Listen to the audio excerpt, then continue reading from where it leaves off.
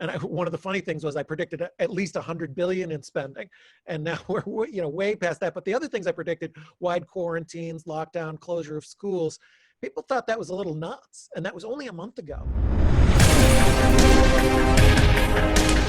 Hi, this is Brock Pierce, and this is the Brock Pierce Experience, or the new podcast trying to get broader distribution for this content. So I am here today with none other than Bruce Fenton. Bruce, it's great to see you. Great to see you, Brock. I guess you and I have known each other for a long time, and this might be the first time some of the audience is meeting you. So I think what would be helpful for me, Bruce, is just to get a little bit of background on what you were doing prior to crypto. Let's call it before crypto and after crypto. AD and BC. I guess BC before crypto and AB or whatever that might be. So, what were exactly. You're not a kid that just came out of college or just out of high school into this space. You actually had some experience in the world. You understood a little bit about call it the financial system. So, what were you doing pre crypto? Yeah, I had a pretty cool career. I've been really lucky to have had a lot of interesting experiences, and it all seems like such a lifetime ago now, especially after this last crazy month that the whole world has had. But I started really young in the financial business because my mom was a stockbroker. So when I was 7, 8 years old, I was playing around on the floor of a brokerage firm, and I got my first job at Dean Witter when I was 14, and I got my Series 7 when I was 19. And so ever since then, in some form or another, I've been either a broker or a supervisor or a registered investment advisor.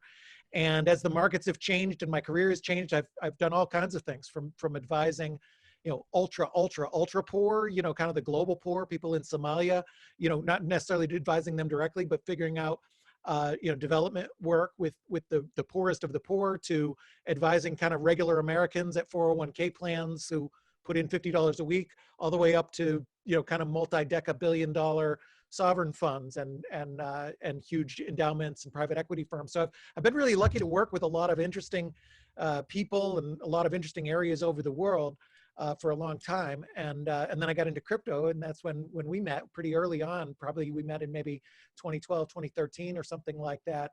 And that's been its whole other life. We've worked together on the Bitcoin Foundation, and we've seen everything from the dawn of Ethereum to the rise and fall and rise and fall and rise and fall of Bitcoin. And, we've seen all kinds of, just a lifetime of drama together.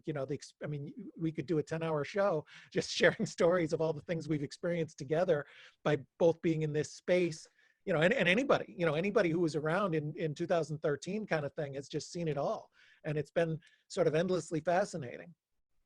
You've got tremendous experience, call it in the traditional financial system, and you somehow also became an early adopter, or someone that really focused energy. There were a lot of people around the world that may have bought some cryptocurrency, but you really leaned in. From the first time I met you, I could tell you were itching to basically walk away from your old life to make this. You bought this thing hook, line, and sinker. So what was it about crypto that fascinated you so much to not just speculate and buy a little bit, but to actually start showing up at all the conferences, speaking at all those early conferences when you still had a day job in the traditional financial system? You somehow were moonlighting nights and weekends to really commit yourself to this space. What was it that that lit that fire in you?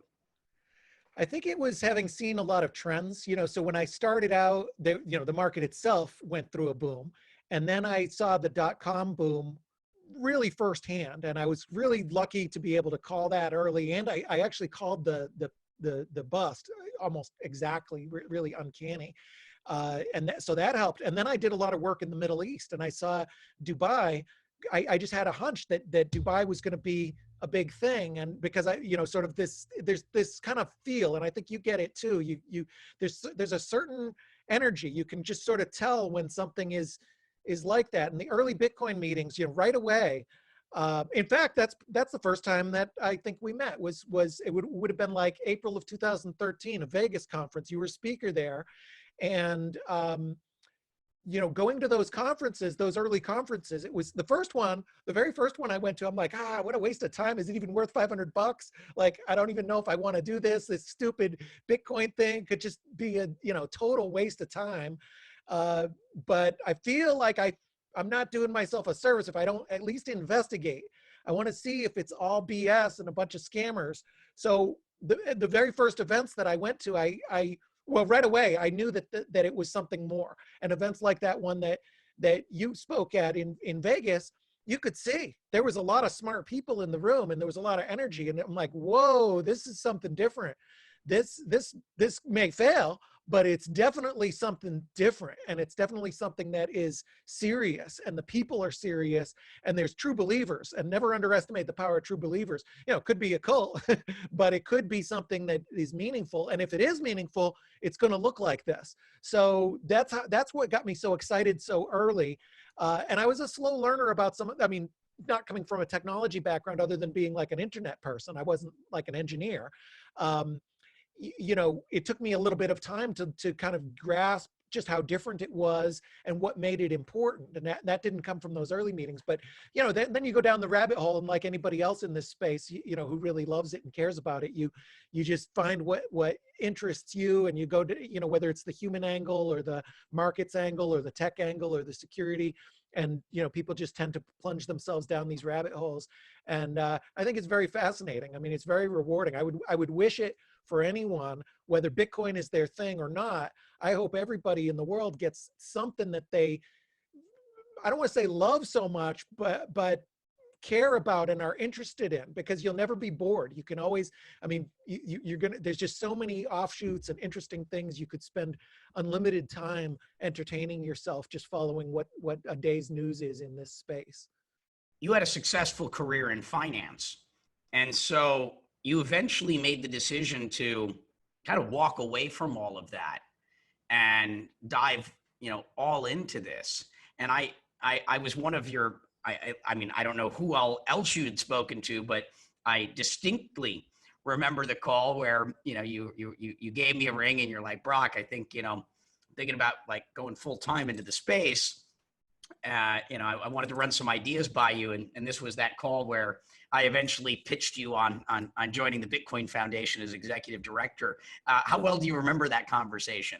Yeah. I think I remember the general time for sure. And I think there was a few conversations because I remember where I was. I was in Seattle, and I was talking to you and Patrick Merck, and so yeah, I appreciate that. I mean, it's a good. It's a good thing overall. I think you and I get a lot of criticism, and the foundation gets a lot of criticism, but it's because the expectations were quite high, especially in the early days when that was the only thing. I mean, it was everything. It was the development funding. It was the the lightning rod for public criticism. It was the one who wrote the letter to California trying to explain there was some gross overreach. It was the educator. It was the conference. It was everything. And so I think people had really high expectations. But if you look at kind of what we did with the foundation in the time, I mean, we did a lot of good things. I mean, we did the DevCore events, we did other things like that, which I think were net positive to the community. But so overall, I think it was good. So I do appreciate, despite the labor of love it's been for anybody involved with it. It's been a lot of work. I don't think anybody in the foundation is sitting there being like, "Woo, I really that was really a breeze," But I think overall it was good. So I'm glad we had that call. Well, and we did end up decentralizing. I think what you just pointed out is key, is that the Bitcoin Foundation was kind of the end all be all of everything happening in Bitcoin at the time. It was responsible for too many things in an industry that's about decentralization. And it was during that tenure and that period that we essentially decentralized most of the core functions of the Bitcoin Foundation. We moved Gavin and team, eventually to MIT. We ended the conference sort of business, and a lot of other conferences kind of stepped up and picked up the torch. And we focused conversations around development. I mean, we effectively did decentralize it and distributed most of the authority, that the Bitcoin Foundation had. And a lot of that was directly done through conscious decisions internally. Right. And so, I feel we did our part, though. Yeah, mostly it's one of those thankless jobs. Right. Yeah, the conference is a great example because, I mean, look at who's been active and who's on the board. I've done a lot of great conferences. The round table is one of the very best in the industry. You've done a bunch of great conferences. We had this huge network. We could have kept that. We could have like, said, oh, we're going to own the big conference, because we already had been the big conference for 3 years in a row. And we discussed this on the board calls. We said, we could invest $1 million and just do it in New York and just be the conference. And then we're like, but why? Like, how does is that our best way to help the industry? Somebody else is going to do a conference. And sure enough, Ryan, when he used to work at Consensus, Ryan Selkis and Barry, and they said, well, we're going to be that conference. So then even the awards dinner, which we used to do, that ended up kind of Coin Center does the awards dinner, almost the exact dinner we used to do. So things kind of decentralized, and it's kind of ironic, one of the criticisms is that, the foundation had control, but like that, if we wanted control, we could have like fought for that and used our nonprofit status to, undercut Consensus, especially year one, right? Would have been year 4 for the foundation. Year 1 of Consensus would have been year 4 of the foundation. So it is kind of funny that, we purposely sort of, reduced the, what we would have as power, and maybe, I mean, we can't just say it's all, from the goodness of our heart. It probably would have been a lot of work, to do that big event. And it's like, what are we going to do? We could have taken a salary and been like, oh, okay, now we're going to pay the directors $100,000 a year or something. It's like, ugh. And then we, it just wouldn't, it probably wouldn't have been any fun anyway. So I'm kind of glad that we didn't do the big conference. We did a couple of the small ones, which the development ones, which I am really proud of. I think those were great. DevCore is one of the best conferences there was, and a lot of developers came out of that, so there was some pretty good things. But yeah, overall, like anything, a good experience with some learning. Well, and from my perspective, it also was that moment where you walked away from most of what was your, call it prior career to really engage and make this, your focus and call it the next chapter of your life. And so, any regrets? Well, there's always things I could have done better, but I suppose you learn from the things you do wrong. And, I've definitely made a lot of mistakes, and super painful ones, but you learn, and hopefully you don't make that same mistake again. And maybe your other mistakes you deal with a little bit better. And then sometimes you make the same mistake twice, and then at least in my case, you really learn, hopefully. But it's good. Some of the things I did really early on in my career were just, really stupid rookie errors. And now 28 years later, I still, there's things that just the way that I manage risk and stuff, it really helped out during this virus situation, that kind of thing. That was not something I would have been able to do when I was 25. And it's the difference is partly all those mistakes you make along the way. In this industry so much, I can't really complain. Although I've certainly could have done things better. It's such a wild ride. To just survive is good enough. You come out, if you've been in as long as you and I have, to just sort of, make it through, have a good reputation, not having, ripped anybody off or anything, it's not having, had some big scandal or huge, being part, and sometimes it's to no fault of the people. They're with an exchange, and the exchange goes under, and it kind of, you know what I mean? It takes a lot of luck in this space just to sort of make it through. It's a tough business. So I can't really complain. I've been very lucky to have had good experiences, and pretty good experiences overall in the space. Yeah, well, let's talk about a couple of things that I think are relevant and timely. You mentioned what's happening right now. We're in the middle of COVID-19. We're in the midst of a global pandemic that is really rocking the world on many levels, part of that being financial. And you are, in terms of the people that I follow and that I listen to through my social media channels, you were one of the most outspoken, in the context of sort of COVID-19. So we'll jump back to crypto a little bit later in the show and get a sense of what this all means for that. But let's talk briefly just about the virus itself and where in the world you were. So we were all at the Satoshi Roundtable back in February. Not all of us, but you and I were there, and a number of others. And this is really right when, the virus was becoming something that everybody had heard of, that was paying attention to the media, but not something that was really a major issue yet stateside. Not something that people were panicking about. It was mostly, everybody thought of it as a Chinese virus. And yeah, there's a big problem in Wuhan, but it doesn't sound like it's a problem for us.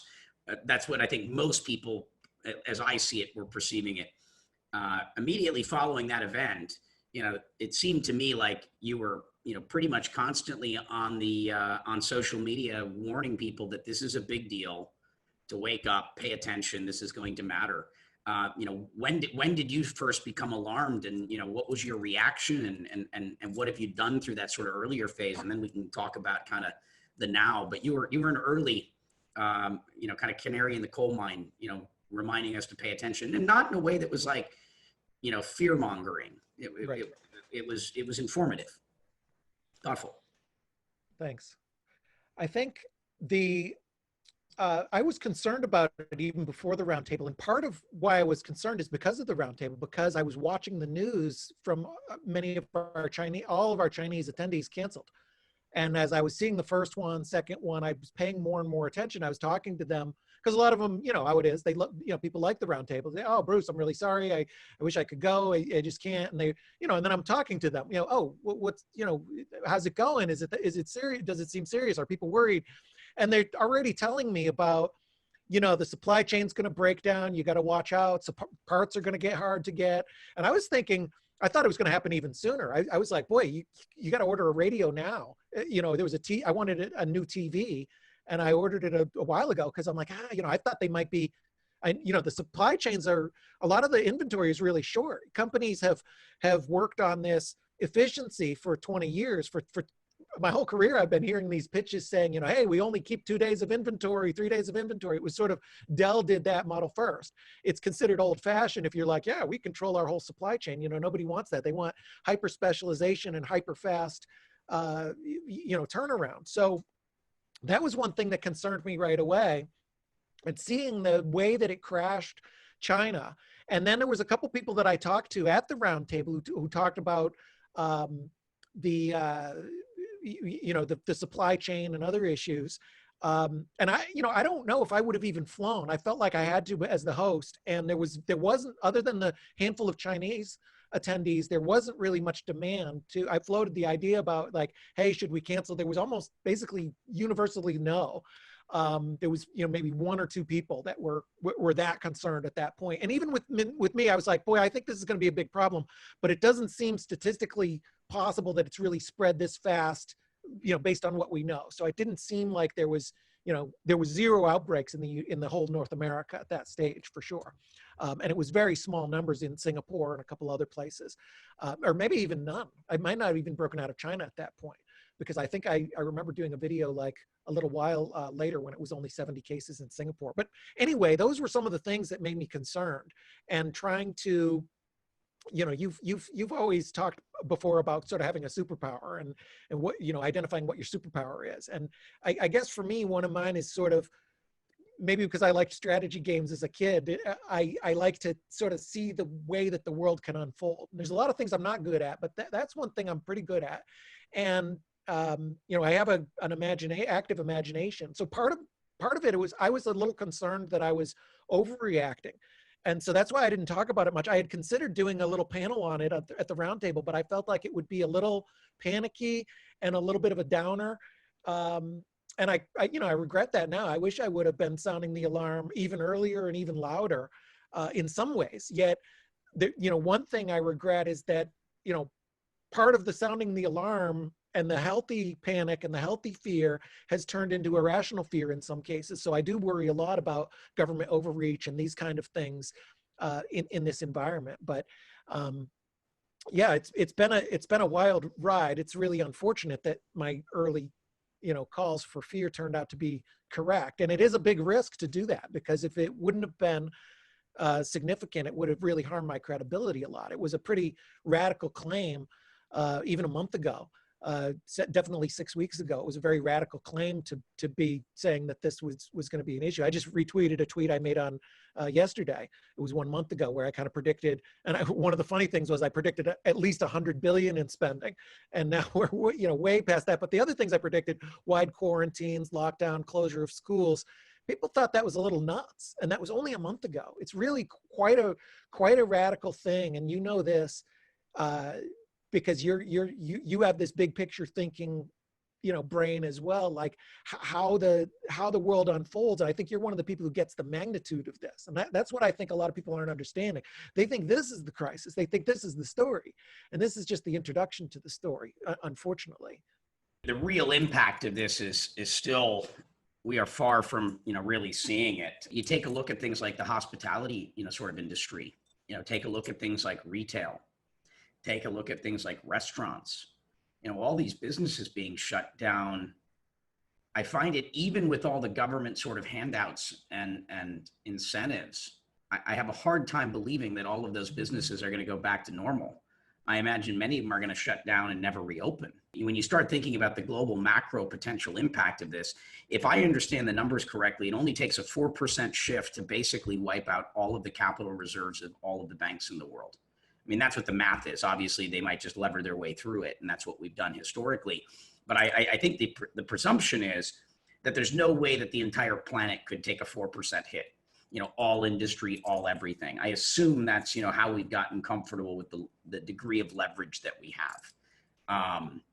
Kind of like the same thing that in 2008, right? That there's no way that the entire real estate market could take a meltdown. It's, real estate is safe. So I'd love to understand what you think the economic impact of this is. How do you think that, this is affecting our lives today? That I think most of us at least have some understanding of, because, we're all in the midst of this. But what is the long-term, impact of this? What are the long-term implications? And what are the other big things that could happen as a result of this? What other shoes, can still drop, in the short term, and the long term? It's absolutely massive. The virus will probably be at least as impactful as 1957 in terms of sort of the health impacts. And that's really hard to say. It could be a lot more, could be less. But when I say health impacts, I'm talking about cascading effects, because you have to consider things like hospital and especially small practice profitability is way down. They're just like restaurants. The healthcare providers are, they've gone a month or two without revenue. And then a handful of them are completely overworked. So if you're working in an emergency room, or you're a flu specialist, you're way overworked. But all the other practices have been closed down, and they've closed elective surgeries and things like CAT scans and stuff like that. Those are high revenue. Hospitals are expensive to run. So you have these rippling effects, and that's what I mean by healthcare impact. It's really hard to say exactly how much the virus itself, between not really knowing the real stats of, even now, really exactly how serious it is, to the chance that the mitigation efforts, which have been really extensive, may, be radical enough to cause it to die down. I look around and I look in my own communities and I talk to my friends and I'm like, I don't see how this thing is spreading. I mean, everybody's inside. Everybody I know is inside. So, and people are taking a lot of precautions. So all you got to do is get the spread so that it's less, less than the number of people that it takes to have it grow, and you're good. So I think there's a lot of these rippling kind of effects like this in everything. Certainly hospitality, retail, food, the entire way people eat, restaurants, and then that has cascading effects on real estate, commercial real estate, which then has cascading effects on things like where people want to live. And people will change life decisions. There's been times in American history when people were getting married, on average at 19. Right now, I believe it's 26. That could change. Maybe it'll become 30, maybe it'll become 19 again. We don't know how people will react, but there's a good chance that they will change. You could have mass movement out of the cities. People might just say, especially depending how long this goes on, if everybody's kind of semi-quarantined until there's a vaccine, then cities aren't going to be any fun. People are going to want to go out to rural areas. So you can have these mass changes, but the also potentially negative cascading effects of, total capital meltdown, capital destruction. Like you said, businesses, once they're out of business, they're out of business, and coming back is extremely unlikely. People move on, they're mentally checked out. They don't restart a bank account once it's gone out of business. And people who are laid off, the longer they're laid off, the more they spread out. You don't just get the band back together and your old restaurant picks up where it left off. Your distributor may be different. You're going to have different employees, different consumer habits. Maybe what you sold before won't sell. And the whole economy can be worse, so that massive buying habits are changed. You also have massive geopolitical tensions. You have oil at a 20-year low nearly. You have other commodities like copper at near 20-year lows. You have all kinds of industry being disrupted and entire industries being decimated by this. And that has a lot of unpredictable consequences. It could lead to anything from internet outages to powder outages to crime could lead to positive things. And it will lead to positive things eventually. There will be good learnings from this. Hopefully, the one sort of piece of good news, at least in terms of such a catastrophe of this magnitude on the world and everything, is that it doesn't necessarily have to be long. It may be a really long, painful time, but it could just be such a massive cratering. We look at the last month as any indication, the world can only take this for like maybe another month. I mean, you're talking, you could have just such an unraveling that bang, you hit bottom, and then we just start rebuilding. And a lot of people say, like, can we rebuild in 18 months? No, it's going to take a long, long time because the damage is so great. But the good news is, during that rebuild period, those are going to be some years of great growth and great human growth, hopefully, and personal growth and learning. And we're going to learn a lot more about community and learn a lot of solutions. And we're going to be using new technologies and things like that. So there is a bright side at the end of this, but in the meantime, it is a really, really huge thing of something that nobody alive today has ever seen before. Yeah, I like to remind people whenever having this conversation, that there's the good and the bad. I try not to be a proponent of, instilling fear in people, but I think it's important to not ignore, the present reality. And it's serious, and it's important that we're informed, be as informed as we can be, so that we can make good informed decisions, while at the same time not succumbing to fear or the things that can arise as a result of these conversations. And I like to point out and provide an emphasis on the positive. One of the positive things I like to tell people is, during this time of quarantine, during this time of solitude, is an opportunity to really take a look inward, and to reflect on one's life. This is an opportunity to organize your house. And I don't mean, the things that you've been putting off, and I don't mean just literally, though it is a good opportunity to do that, but I mean it also figuratively. This is an opportunity to take a look at your life and to say, what parts of my life do I like? What parts of my life do I not like? What things would I change if given the opportunity? This is an opportunity to restart and to really reevaluate and to go deep with it and make whatever changes that, you've been meaning to make or that you discover in this process. So I guess a question for some advice. If you're a small business operator right now, which I imagine some of the people that are going to want to listen to guys like us would be, what advice do you have for people right now? What do you do if you're a small business operator? What should you be thinking about right now? Well, I think it's Balaji and a couple others have said that, in wartime, a CEO gives people what they need, versus in peacetime, a CEO gives people what they want. And so it is a shift. I mean, I'm as a CEO, I'm looking and saying to my team, we've got to be open-minded to anything. We don't know what the world is going to look like. We own a broker-dealer. What will that? We had retail plans. What will retail look like? Will it be so decimated that it's not an opportunity? Will it be a great opportunity? We don't know. We're keeping open-minded about anything, because the world is changing very, very rapidly. So that would be one piece of advice. Be really flexible. I mean, I don't care if you were selling, Patek Philippe watches, you might be selling, canned goods tomorrow. and somebody's going to be selling something that people need. And when we figure out what that is, those people are going to build fortunes very fast, and they're going to build some of the great companies of the next, century. Just like out of the Great Depression, some of the great companies, that are huge today, came out of that time period.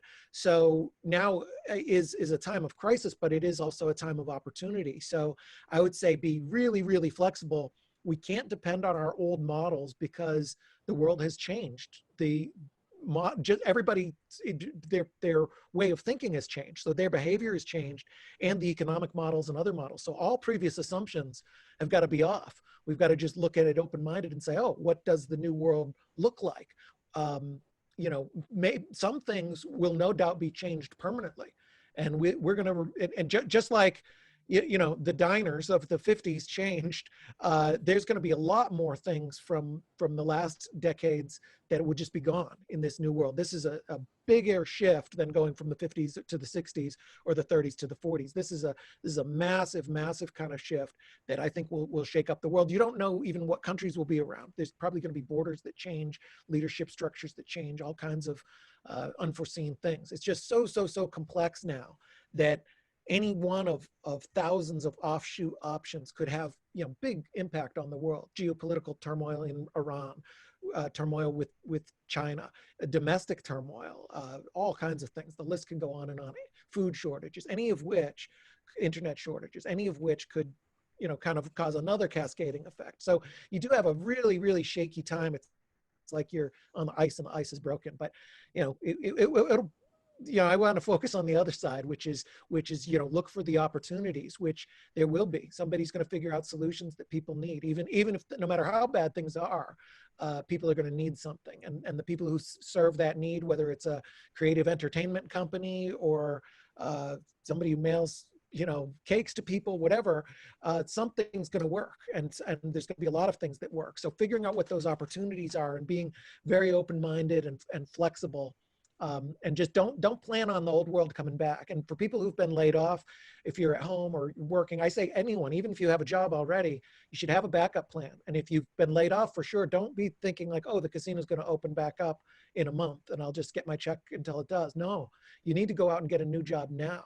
And even though it's very hard and there's only essential jobs and stuff, you got to find where the opportunity is.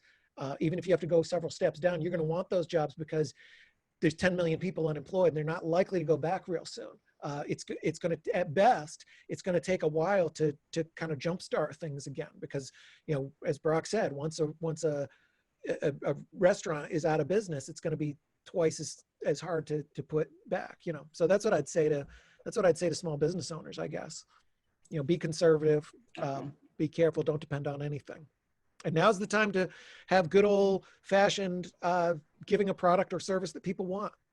That's the name of business. It always has been. And there's a lot of nonsense and VC, weird numbers and things like that have gone along for a while and they've served their purpose, but those things aren't going to matter much. I mentioned, I think that a VC pitch in 6 months, the VCs are going to be doing this by Zoom, and they're going to say, what are you selling?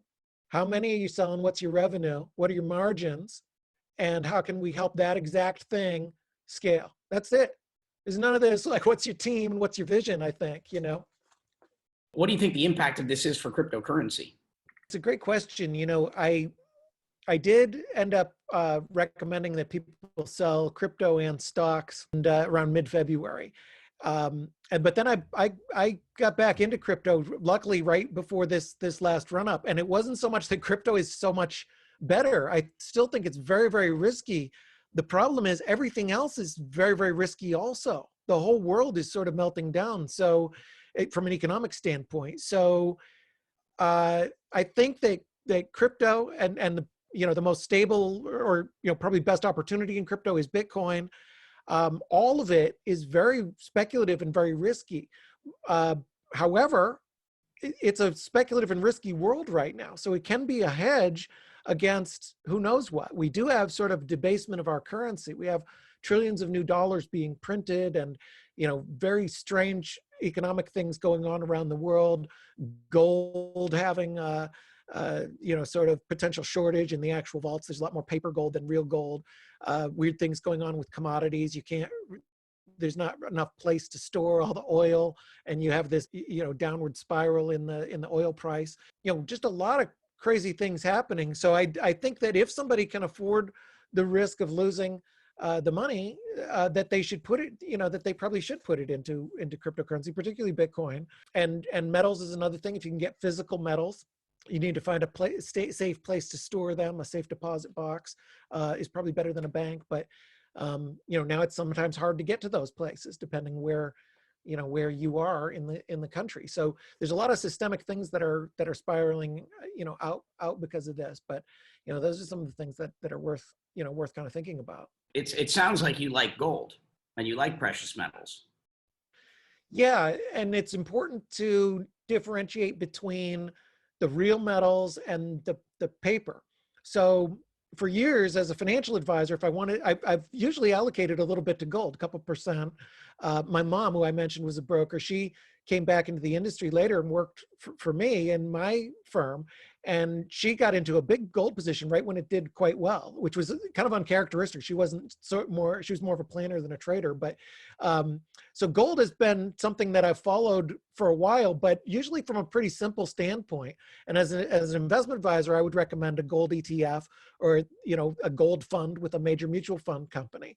And I knew the stories from my friends who are gold bugs who would say, oh, that's not real gold and it's derivative hedges and blah, blah, blah. And I knew that, but I also felt enough confidence in the system that wasn't a big risk. I felt, well, if there's a problem with the, big XYZ mutual fund company is going to fix it. Well, now the world is different. Those companies may not even exist. You're going to have major banks fail because of this. You're going to have funds that fail, or you're going to have a lot of strange things that happen. And meanwhile, central banks are trying to get their hands on more gold. And that makes everybody else want to get their hands on more gold. So if there is shenanigans, which there is, in the way that the real gold versus the gold that people think they own in all the mutual funds, if there's a discrepancy, that's a big blow to those holders. So if you're holding gold in your gold mutual fund, you may not hold as much as you think. And at the very least, you could see that sort of freezed up like money markets were in 2008, where they just say, hey, yeah, we know you own a gold fund. It's going to stay at this value. You're not allowed to touch it for 90 days. And that's sort of not the worst case scenario. Worst case is there's significantly less gold than people think. It could drop. So, the better way to get exposure might be gold mine stocks. Particularly some of them are sort of hurting because of the slowdown in the overall economy. So that's one way to get exposure. Or if you have an ability to get physical gold or a place that you can trust to custody it, then that makes sense. But that has its own issues. That's why it doesn't move around as easily, which could be an advantage to crypto. So it's sort of, an idea just crazy enough, it might work.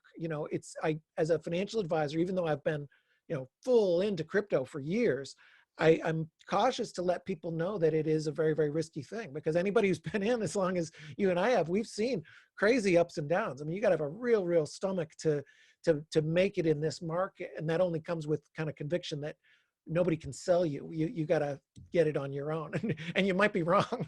We all might be wrong. So, have those caveats, but within that, it could be a hedge, and it also could really realize its true potential if people start to see like, wow, here is something that's doing well when everything is not doing well. This is a store of value. That can kind of change the narrative quite rapidly. It could be happening as we speak now, but it could go either way. We have a hard economy in front of us. A lot of people may not have the stomach to hold through that. So we'll see. I'm a fan of gold and precious metals in addition to crypto.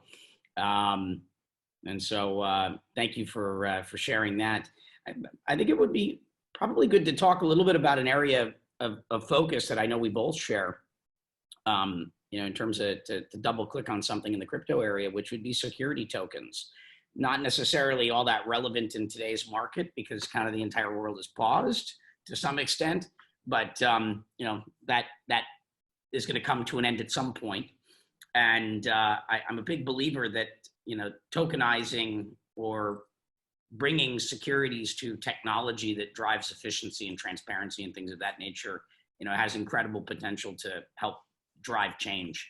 And so I'd love to just to get an understanding of what you're doing in this area and what you think the impact, why do this? How is this going to change things? what is the impact? So I'd love to get just your thoughts on security tokens in general. You've been one of the early players and one of the most outspoken people in this area and active. Sure. Yeah, because of my background, it was just really natural. Very early on, I was just trying to marry my old industry with my new industry, and so securities tokens were a natural fit for me. I had looked very early on at doing an ETF. I thought I could have beat the Winklevoss brothers at doing. I said, oh, with all my experience, I could do that no problem, and I would have been wrong. Back then I thought I could have gotten it done in 6 months. Clearly I wouldn't have been able to, because nobody's been able to. So that would have been a mistake. But I did look really carefully at securities tokens, and anything securities related. So that was one of my early interests in Ethereum, the ability to kind of tokenize something. And then when the DAO came out, I had two simultaneous reactions. I said, one, that's really amazing, having raised capital and seen capital raised for a long time, to raise that much that quickly and with that little friction was very exciting. But secondly, as somebody who had been securities registered for many years, I knew that it was going to be a regulatory issue. So I right away said, I don't think utilities and other things are going to be the main way this unfolds. I think it's going to be securities. If you're really raising money and doing the kind of cool things that you want to do. Equity's cool. Bonds are cool. Bonds are not as cool as equity, but you know what I'm saying? I mean, these old instruments, securities are a thing. That's what made Apple and Microsoft and Google and Facebook and Tesla, and everything's a security. So we shouldn't shy away for it. We should embrace it and say, yeah, these are absolutely securities. They're not a utility, they are a security. Now, at the same time, we can encourage lighter regulations. Say, yes, it's a security. Let's make securities easier instead of trying to say, let's not be a security. So that was a slightly different road that I took, and just because of my sort of opinions based on my background and focus on securities. And as far as it being exciting, it's a way to get rid of the need for the trusted central parties that we've had. It's DTCC and Euroclear, where we've had to rely on these trusted central parties for many years. And what a security token allows is for you to have trust in a distributed ledger. Instead, you could trust maybe the Ethereum chain or the Bitcoin chain or the Ravencoin chain, or it could be a private network, as long as you trust the members who validate it. It could be EOS. It could be an intranet that somebody makes within their own network of gun dealers or whatever the group is. As long as you trust those people, it might only be 50 people or 10 people if you trust them. So but either way, it's a more efficient tool than trusting one central party, because of the simple factor that there's a tech bottleneck. As advanced as DTCC is, it still takes days for securities to move around in the United States because it's a bottleneck. None of these parties trust each other. Merrill Lynch doesn't trust Apple to tell how many shares they have, and they're definitely not going to trust their competitors. So they all have to report to these parties, and then it gets reported back out. It's very cumbersome. It takes days. So it's a big advantage. And my hope is, and it is hard to focus on, you're right, it's not a big topic, but it really should be, because whatever comes from this is going to be a new world. It's the time to build new things, and everything is going to be rebuilt. If anything, this probably accelerated securities tokens, because the old systems are much more shaky than they were. It's a time for innovation. And there may be things, just like we see with PPE equipment and everything else, there may be bottlenecks to trying to be rebuilding the economy. If there's bottlenecks in the old system, this may make a new system that's much better. So I have hopes that the next generation of new companies and startups, funding is going to be interesting and hard in many ways, and going to be very different. But I think that if we can use this as a vehicle that makes it easier for people to share risk and take risks and do the kind of great things that securities do, particularly equities, how great would it be to rebuild the world with 10,000 new publicly traded companies? And maybe one is your favorite sandwich shop who went out of business, and now he or she is trying to rebuild. Don't you want to be able to fund that business with maybe $100, maybe $10,000? And we can rebuild this next generation of businesses, because there's a lot of capital that's going to be needed. We're talking about government infrastructure plans, rebuilding, whatever happens with healthcare, tech, all of the opportunities that come out of this.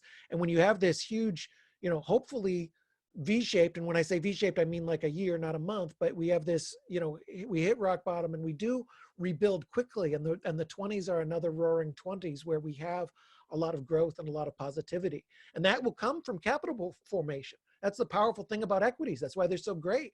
You go and you can take you can make a bet on somebody. You can say, yeah, I think this person, you and I meet a lot of people. We can say, this person, I think this idea, I want to support it. Here's a business that I cared about before that went under, and I understand why. I want to fund the new version's recovery. You know, or this is a service that I'm depending on, and I believe in this company. I want to fund it, or wherever the growth is. You know, this is what the core of these markets are. So I'm actually optimistic that, you know, what better time than now to you know, look at rebuilding this stuff, because it's probably going to be only 12 months away where we're going to really start to, hopefully we're going to start to see a big rebuilding, and that's when the new infrastructure and the new world needs to be built. So that's the exciting thing about securities tokens. Yeah, interesting too that you're highlighting some time frames that that there's a hope, or and that maybe this is only 12 months before we kind of turn the corner and start to experience that V-like rise, that it's an opportunity to rebuild things differently. You know, that's something perhaps we should all be thinking about is, you know, what are the things that you care most about in your neighborhood? Right. You know, in the area in which you live. And if, you know, those things are gone, which are the things are you prepared to get behind and support to bring back, you know, to breathe fresh life, you know, into those things. You know, I live here in Puerto Rico.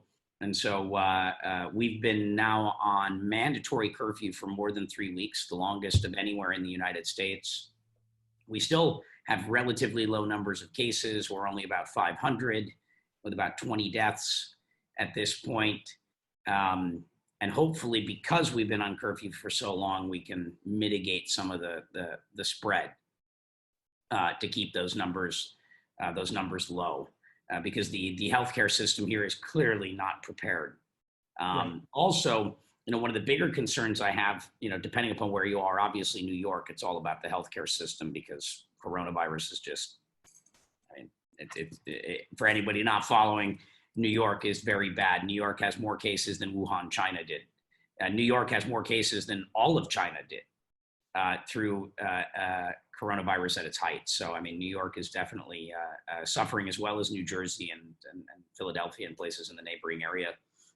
But here in Puerto Rico, the concern that I'm focused on is due to quarantine, you have, you know, people are out of their jobs. So if you work in, you know, the service industry, or you're in construction, or, you know, if you're living paycheck to paycheck, right, and you don't have a nest egg and you don't have any savings, you know, you've now gone weeks without work. You may not have the money to feed yourself or to take care of your family. And you can't work. It's not like, you know, you've been digging through your couches, you found all the spare change, loose change around the house, you bought what little food you can. But, you know, we're entering into a very scary period. The federal government has obviously now been giving out aid. And if you filed your tax returns last year, you're supposed to get a direct ACH, you know, of the basic funds needed to live. But if you're in Puerto Rico, we don't have that because we're not part of the federal system. So, you know, Puerto Rico is going to be receiving those funds, but then Puerto Rico has to figure out how to get the funds into the hands of the people. And so we're going to be, you know, seriously delayed. We're announcing today, we'll be launching later today, a campaign through our foundation here in Integro, where we're working with the Puerto Rico Food Bank.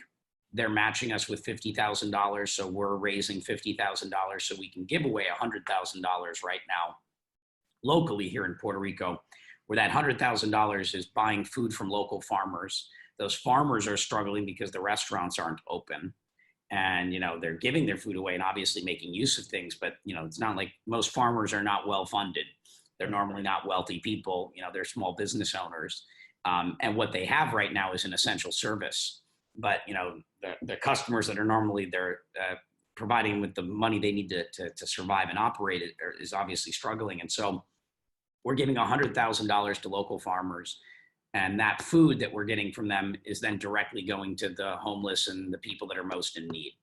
And recognizing that this is an immediate issue that exists all over the country. And so That's one of the things we're focused on. We've started making masks here as well in very small numbers, but we're engaged in trying to be civil servants and seeing how we can be helpful. We're focusing on improving our own lives, but how can we help others locally in need? You're in New Hampshire, and I'd love to just to bring it, to home for a moment. And you didn't grow up in New Hampshire. When I knew you, you were living in Boston. I mean, when we first got to know each other. So I'd love to understand, a little bit about your move to New Hampshire, what that experience has been like, and what the impact of this is having locally, and what I can do to potentially help you.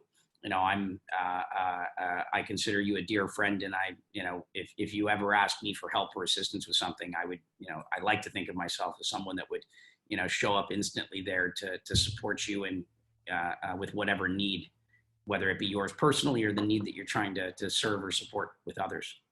Thank you. And I know that's true about you. You have a good heart, and you're somebody that I would depend on. I know that you'd be there for anybody. And you have probably more friends than anybody I know, and you'd probably be there for all of them. I mean, you have a lot of, I have a lot of friends. You have a lot of friends. I mean, you know a lot of people. That's what I was saying the other day. It must be an interesting experience for you, because every time I've ever been around you, there's at least 5 people, usually more. You just kind of around, and you're great to be around. You have a great energy. I always feel a little bit of, energy when I'm around you that sort of makes me like less sluggish. I feel like doing more because you have a great energy. So,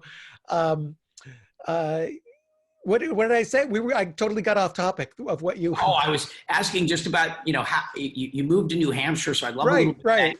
The bring it home kind of piece of, you made this move to New Hampshire, which, is near and dear to me. I mean, philosophically, I mean, the slogan of New Hampshire is live free or die.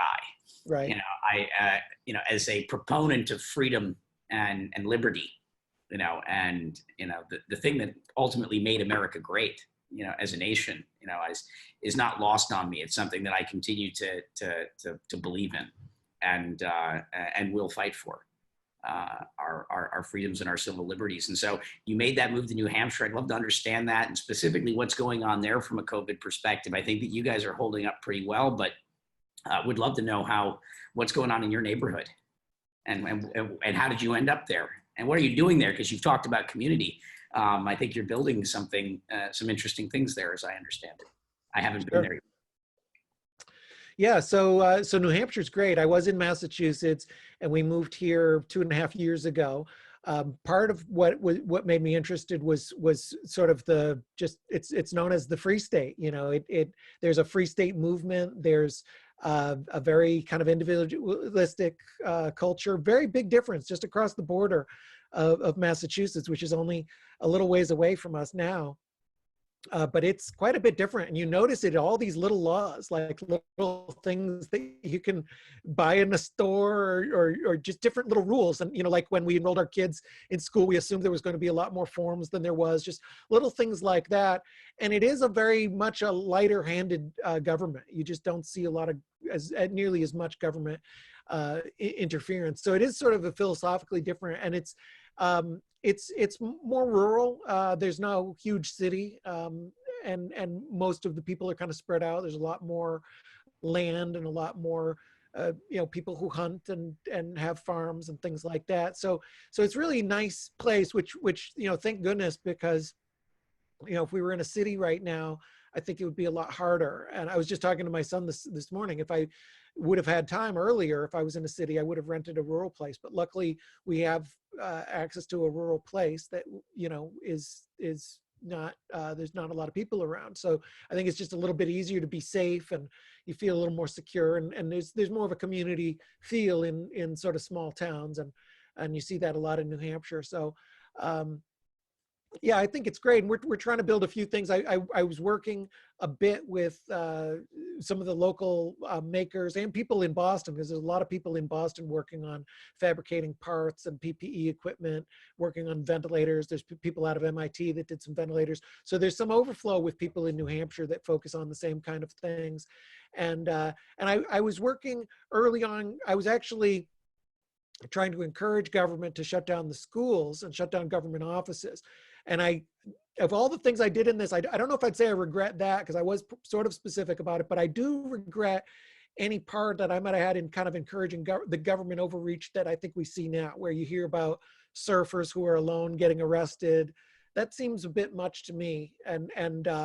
So, you know, if people can, I think that government has tried to assume that we're not that smart, and a lot of people aren't, but they say, like, instead of being nuanced about masks or about distancing, they just sort of shut everything down. I would have preferred to see something where they spell it out a little bit more clearly. You know, they, like, you can go to the beach, just stay away from people. And if it gets too crowded, I get that's a problem. And it, you know, I understand it's complex, but overall, I feel there's been a little bit too heavy-handedness, you know, in the overall thing. But New Hampshire has been very good about it. I think I at first didn't think our governor was doing enough, and then I think that probably all the governors are doing a little too much now.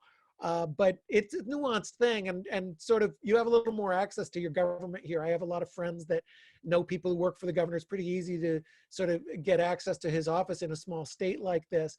And I don't really envy that job for anybody, honestly. I mean, I figure I have a lot of solutions to things.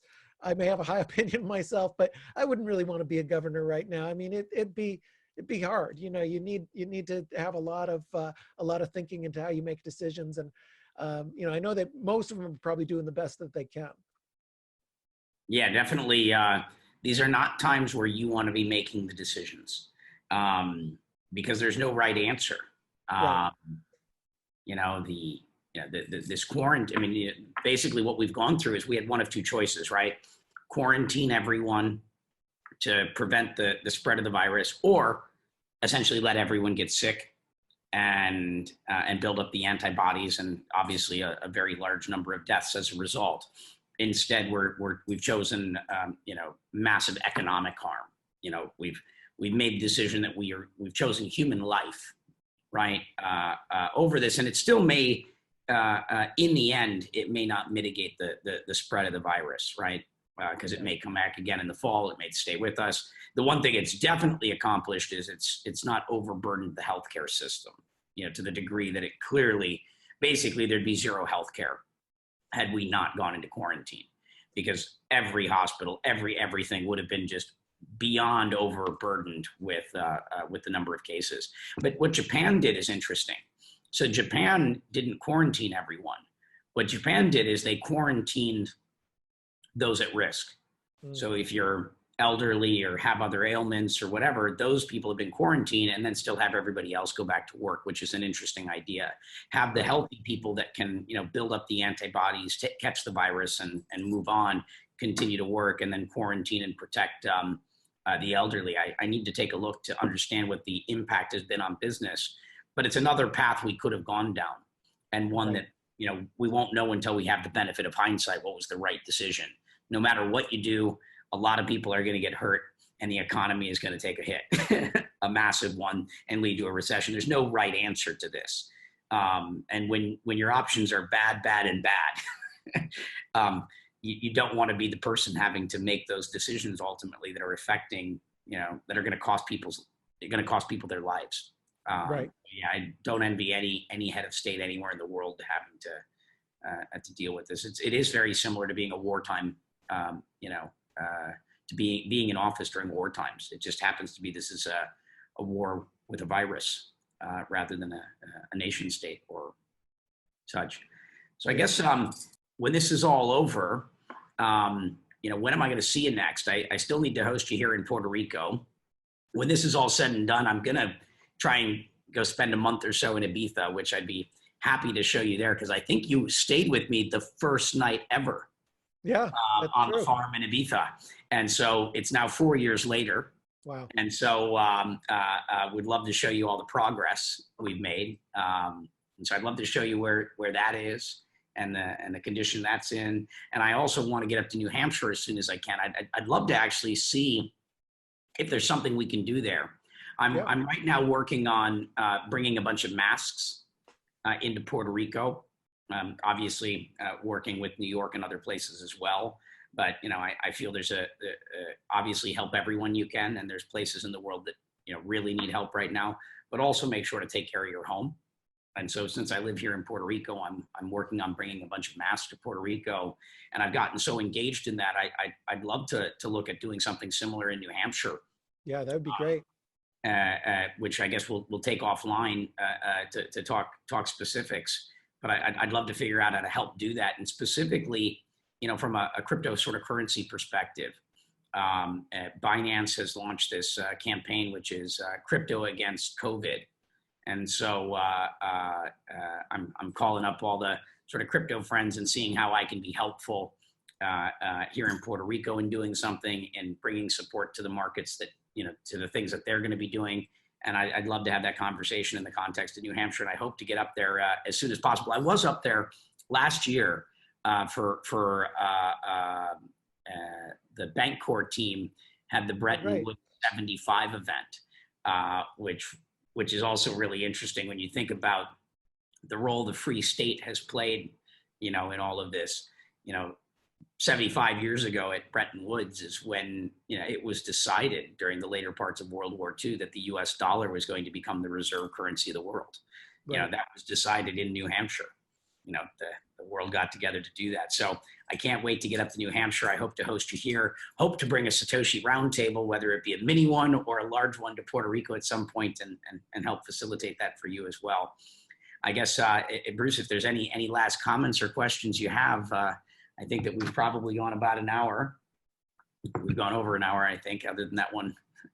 So I guess any last comments, questions, anything you'd like to share with us? Any hope or inspiring words? It's always great to talk to you, and you're always inspiring. And I think that it is a scary and changing world, but there will be opportunity out of this, and there will be learning out of this, and we're all going to grow. And I am optimistic about the future. I think we have a lot of good things in store, and I think that people are going to find the best within themselves and the best within others, and we're gonna come out of this much stronger. Our entire generation, and that means sort of everybody of every generation who is going through this right now. It's a big deal, but we're going to make it through. And so I am overall optimistic about how our future looks. Well, thank you, Bruce Fenton, for those inspiring and closing words to remind us that there is light at the end of this tunnel. Thank you so much. Can't wait to see you. Talk soon. God bless.